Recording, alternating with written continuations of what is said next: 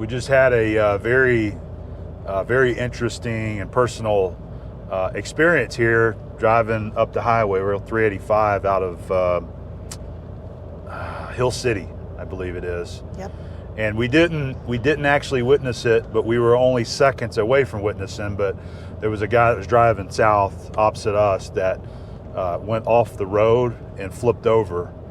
And as we were coming around the corner, there was people that were following him that were stopping. They were waving at us to stop because they didn't have a signal. Nobody had a cell 911. signal. Yeah. There was no cell signal there at all. And then so the guy that was driving that car, he was helping the guy out of the truck it was in the bottom of the ditch. You couldn't even see it. It was down there so far. And upside down. And that guy, he is hurt pretty bad, banged up. He might have a broken back, broken wrist. I'm not sure, but he's alive. And the other guy that stopped first, he helped get him out. And there was people that lived across the street that were leaving. They went back to their house because they have a landline, and they called 911, and they got some people out here to help them.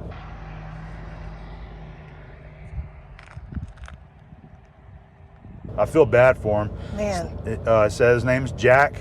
He was on his way home from work. He works the night shift at a gold mine here. I don't know where he said the gold mine was at, but it's up here. I am still shaking. Poor thing. I don't know how he got out of that. Yeah. Like it was. Yeah, he was covered in dirt, and the people that were following said that he just veered right off the road and over he went. And if he would have went a little bit later than that, he would have hit. There was rocks right there next to the truck. He would have smashed into those rocks. Yep, he barely missed that.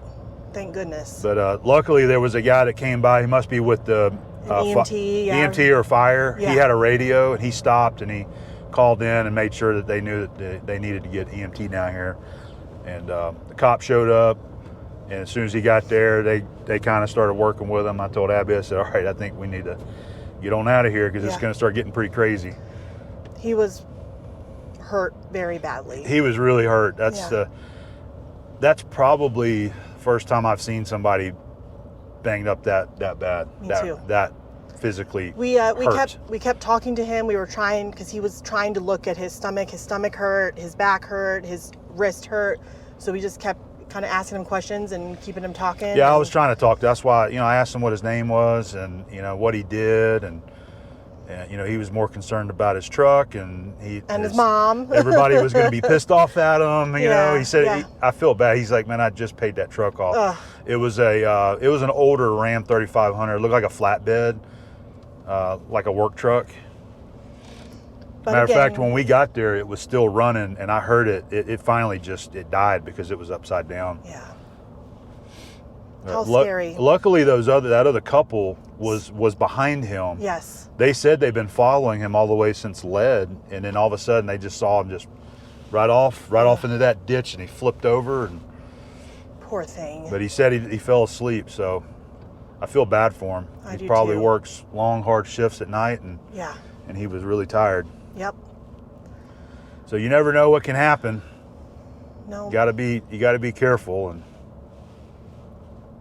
things happen. That's what I was just trying to tell him. Me and the other lady were like, look, accidents happen. Yep. Things happen. Don't worry about who's gonna be mad at you. Yep. Things happen. Be lucky that you're. I think he was just really concerned that he wouldn't be able to work. I think he was in shock. Yes, he was. I really think he was in shock because he didn't know what to say.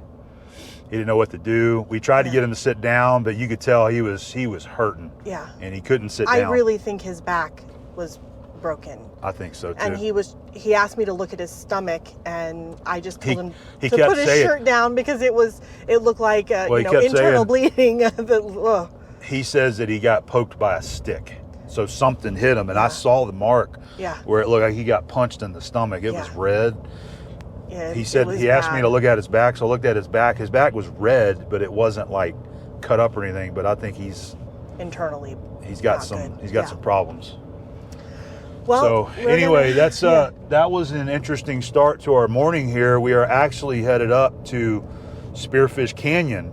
We wanted to take the drive up there, so I mean it's 7:50. That happened. That was a half hour ago or more than that happened. we just be careful, everybody. We love you all. Poor Jack. I hope he's okay. We just wanted to document this because it's, Yeah. I mean, we literally just left there. And I'm shaking like a leaf, and poor guy. Yeah. Okay, well, we're gonna continue with our day and hope he's okay. And thanks to the people that stopped. And Yeah. That was the folks from Hill City, yeah. the paramedics that showed up there. Okay, well, hopefully he'll get taken care of. He'll be okay. I think he's gonna. He looked kind of young. He looked like he was in his late 20s, Yeah, maybe. Yeah. Well, he was at least cognizant enough to be worried about people being upset with him. Yeah, Poor yeah. thing. All right. Well, this is beautiful right here. We'll keep going and enjoying our day. We're gonna go and enjoy our adventures. Hopefully, Jack is gonna be just fine. Yes. And heal up.